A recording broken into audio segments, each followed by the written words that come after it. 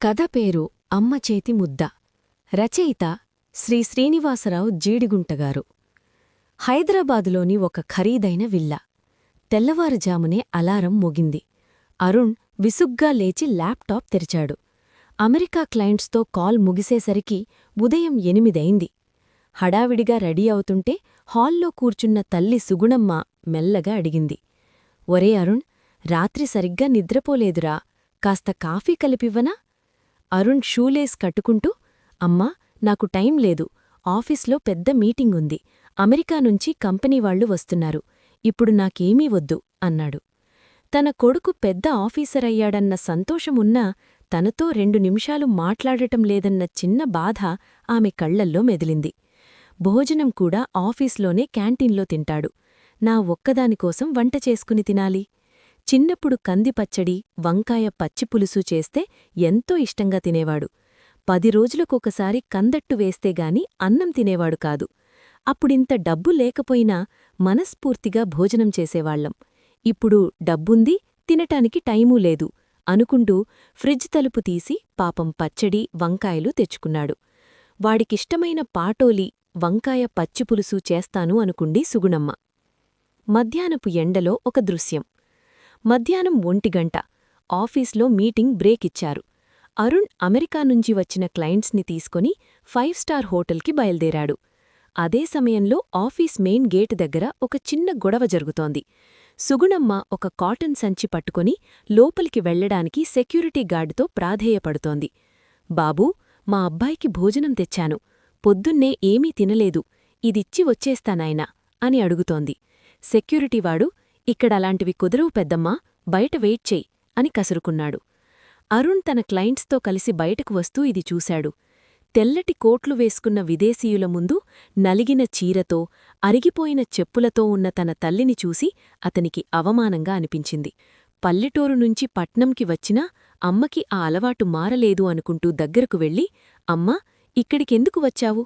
మంచి చీర కట్టుకుని రావచ్చు కదా, నీకు నా ఆఫీస్ చూపించడం తప్పయింది, ఆటో పట్టుకుని వెళ్ళిపో అని కోపంగా అన్నాడు.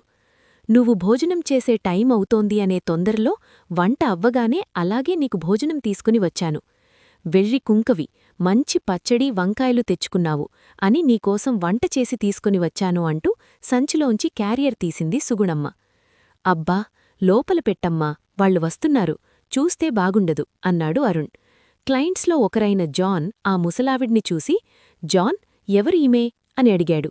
అరుణ్ తడబడుతూ, మా మదర్, లంచ్ బాక్స్ ఇవ్వడానికి వచ్చారు అన్నాడు. జాన్ నవ్వుతూ, నా చిన్నప్పుడు నేను లంచ్ బాక్స్ మరిచిపోయి స్కూల్కి వెళ్ళిపోతే మా అమ్మ కూడా ఇదే విధంగా ఎన్నోసార్లు లంచ్ బాక్స్ తీసుకొని వచ్చేది. ఆ భోజనం రోజూ తినే భోజనం కంటే టేస్ట్గా ఉండేది. ఇప్పుడు నీ అమ్మగారు నీకోసం భోజనం తీసుకొని రావడం చూస్తే మా అమ్మ గుర్తుకు వచ్చింది. ఇప్పుడు నా దగ్గర బోలెడు డబ్బుంది, కాని అమ్మలేదు, తృప్తిలేదు అన్నాడు. నువ్వేమీ అనుకోకపోతే అమ్మ తెచ్చిన భోజనం నేను తింటాను, మిగిలిన వాళ్లుని నువ్వు హోటల్కి తీసుకుని వెళ్ళు అన్నాడు జాన్. సుగుణమ్మకి ఇంగ్లీష్ రాకపోయినా వారడుగుతుంది అర్థమైంది.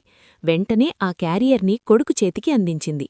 అరుణ్, నువ్వు వేరుగా అనుకోకపోతే మీ అమ్మగారు నాకు వడ్డిస్తే మా అమ్మ నాకు తినిపించినట్టుగా అనుకుంటాను. భోజనం అయిన తర్వాత కార్లో మీ ఇంటికి అమ్మను పంపిస్తాను, ఏమంటావు అన్నాడు జాన్. నిత్యం మాంసాహారం తినే ఈ అమెరికన్కి మా అమ్మ చేసే వంట నచ్చుతుందా? అనవసరంగా టైంకి వచ్చి అమ్మ నన్ను ఇబ్బందిలో పెట్టింది అనుకుని, షూర్ సార్, అలాగే అని మిగిలిన వాళ్లని కార్లో ఎక్కించుకుని వెళ్ళిపోయాడు. వెళ్లే ముందు తల్లికి చెప్పాడు, నువ్వు కూర ఎలా చేశావో అతనికి చెప్పక్కర్లేదు, అతనికి తెలుగు రాదు, మాట్లాడకుండా ఉండి నా పరువు కాపాడు అని హెచ్చరిక చేశాడు అరుణ్. బిక్కుబిక్కుమంటూ హోటల్ నుంచి తిరిగివచ్చాడు అరుణ్. ఆ గ్రూప్లో జాన్ ముఖ్యమైనవాడు. అతని చేతిలోనే తనకి ప్రాజెక్టు రావడం, రాకపోవడం ఉంది. అమ్మని మళ్లీ విలేజ్కి పంపించేయాలి, లేదంటే ఇలాగే ఆఫీస్కి వస్తుంది అనుకున్నాడు. జాన్ కళ్ళు మెరుస్తూ, రామ్, నీకు తెలుసా, మేము $100 ఖర్చుపెట్టి 5 స్టార్ హోటల్స్లో తింటాం, కాని అందులో లేని ప్రేమ మీ అమ్మ చేతి ముద్దలో ఉంది. ఆవిడ వండిన వంట ఏమిటో తెలియదు కాని రుచి అద్భుతం, మా అమ్మను గుర్తుకు తెచ్చింది.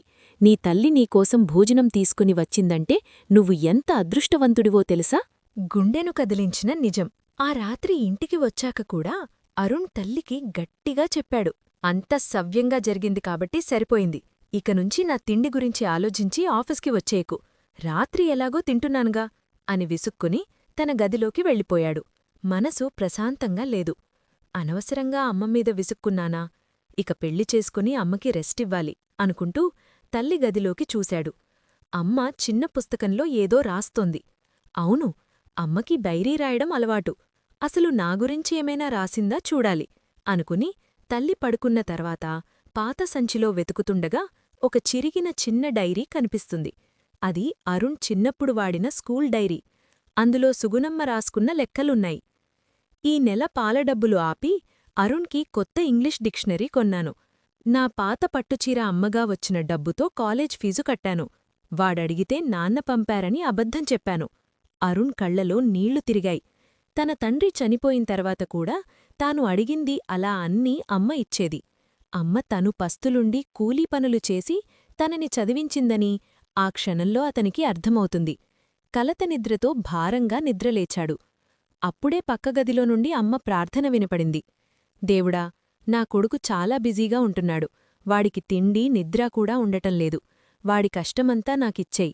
వాడిని మాత్రం చల్లగా చూడు. నేను వెళ్ళిపోయాక వాడికి ఆవకాయ పచ్చడి పెట్టిచ్చేవారు ఎవ్వరూ ఉండరు. అందుకే ఈసారు ఎక్కువ పచ్చడి పెడతాను. పెళ్లి చేసుకోమంటే వద్దు అంటున్నాడు. నువ్వే వాడి మనసు మార్చు స్వామీ, వాడు ఆరోగ్యంగా ఉంటే చాలు అని పూజ చేస్తోంది. అరుణ్ కళ్లలో నీళ్లు ఆగలేదు. వెంటనే అమ్మ దగ్గరకు వెళ్ళి ఆమె ఒడిలో తలపెట్టుకుని ఏడ్చేశాడు. క్షమించమ్మా, ఇంతకాలం నేను సంపాదనలో పడి జీవితమంటే డబ్బు అనుకున్నాను. కాని ఈరోజు తెలిసింది, నీ కల్మషంలేని ప్రేమే అసలైన ఆస్తి అని. మరుసటి రోజు అరుణ్ ఆఫీస్కి వెళుతూ అమ్మను కూడా కార్లో తీసుకెళ్తాడు. తన క్యాబిన్లో అమ్మను కూర్చోబెట్టి తన టీం అందరికీ పరిచయం చేస్తాడు. ఈమె నా అమ్మ, నా సక్సెస్ వెనుక ఉన్న అసలైన ఇంజనీర్ ఈమె అని గర్వంగా చెప్తాడు. మనం ఎంత ఎత్తుకు ఎదిగినా మన మూలాలను, మనల్ని ఈ స్థాయికి చేర్చిన తల్లిదండ్రుల ప్రేమను మరిచిపోకూడదు. శుభం.